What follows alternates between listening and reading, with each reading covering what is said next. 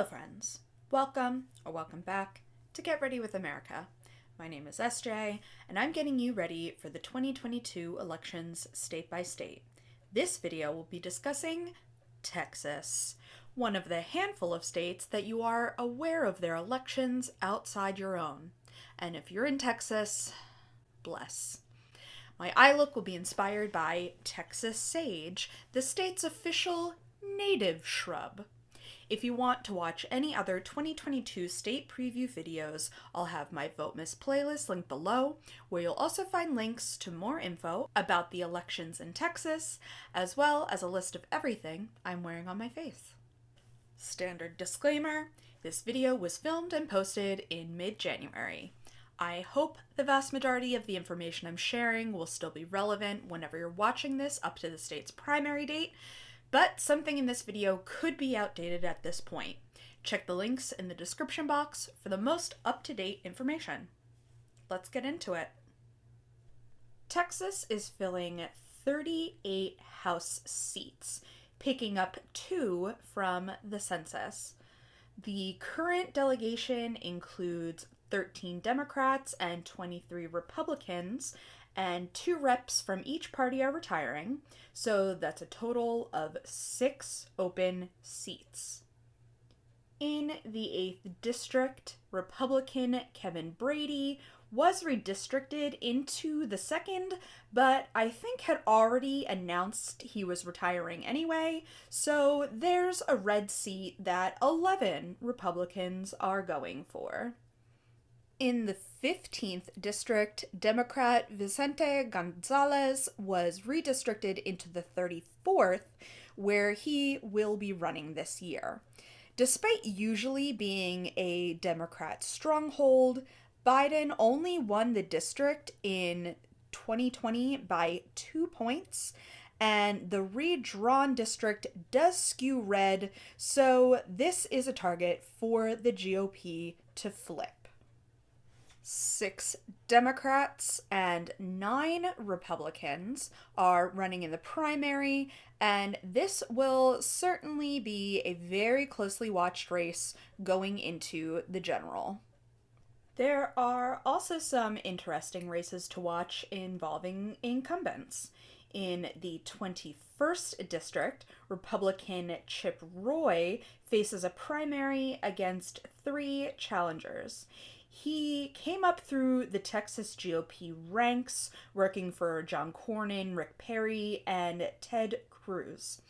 He worked on Cruz's presidential campaign, so when he was elected to Congress, he was already on record with negative quotes about Trump, and he didn't always fall in line.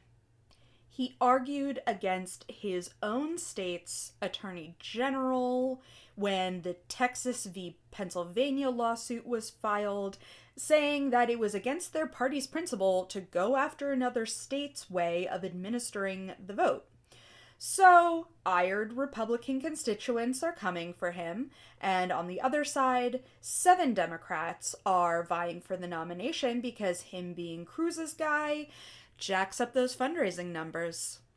The final House race I'll talk about is the 28th District, where incumbent Henry Cuellar, a conservative Democrat, is being challenged once again by Jessica Cisneros, who is backed by progressive officials and organizations. The district is projected to stay blue, but the GOP is targeting it as a potentially flippable district, probably if Cisneros wins the primary and they can pick her off for being a socialist. So 7 Republicans are running for the nomination there. Republican Governor Greg Abbott is running for another term. He's facing some challengers from his party, all who are unhappy about how he's handled COVID. They think he shut down too many things. In polling over the last couple months, former state GOP chairman Allen West is even to or ahead of Abbott, And since we're only 6 weeks out from the primary, I'm anticipating a runoff between them. Former Rep. Beto O'Rourke is the presumed Democratic nominee. Polling for the general has Abbott ahead of O'Rourke, but no one has polled West versus O'Rourke, so maybe this will get spicy. We'll certainly hear all about it no matter what. Lieutenant Governor is up for election, as well as Attorney General. Incumbent Ken Paxton is running for a third term to the AG's office, despite being under indictment for securities fraud charges basically his whole tenure. He was also accused by high-level assistants in his office in 2020 of bribery and abuse of office. He then tried to help Trump overthrow the 2020 election with the aforementioned lawsuit against Pennsylvania. What a mensch. His biggest challenger looks to be George P. Bush, Commissioner of the Texas General Land Office and son of Jeb. 5 Democrats have declared for the primary, and the leading candidate is former Galveston Mayor Joe Jaworski, but there hasn't been recent polling to give a good state of the race. Overall, the race was recently ranked as a toss-up, so another one we're likely to hear a lot about this year. The entire legislature is up for re-election, and Republicans have a majority in both houses. There are several lawmakers in both houses who have opted to not seek re-election this year, plus there are several candidates on the primary ballot in many districts, so while there may not be a lot of change in terms of power, there will be some turnover in officials. I've included a link in the description box to the Texas Tribune's extensive voter guide that is set up to show you what's on your ballot when you enter your address. Texas's primary is on March 1st, and the deadline to register to vote is January 31st.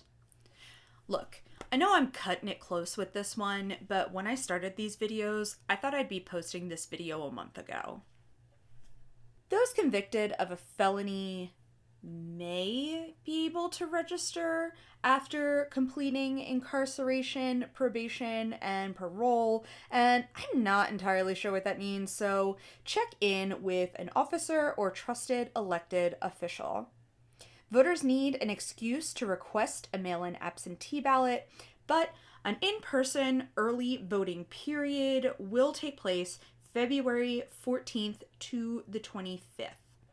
When I last talked about Texas in April, logistics for running early voting were at the discretion of each county, which was a massive point of contention on both sides in 2020, so definitely check in when you can vote early where you live. You will need to show ID when you go to vote. Candidates need to get a 50 plus 1% majority of the vote to win the nomination, so runoffs for the top 2 vote getters in applicable primary contests will take place on March 24th. And that's the look. Please be sure to check the description box for the playlist of all my Votemas videos, as well as links to learn more about voting in Texas. I'll be covering all 50 states and DC, so check the playlist or stay tuned to learn about your state. Please help the channel, the algorithm, and democracy by liking this video right down there and leaving a comment if you made it all the way through this one. Hey, look at us. Who would have thought? Not me. Subscribe to the channel so the next Votemas video shows up right in your feed. Thanks. I'll see you again soon.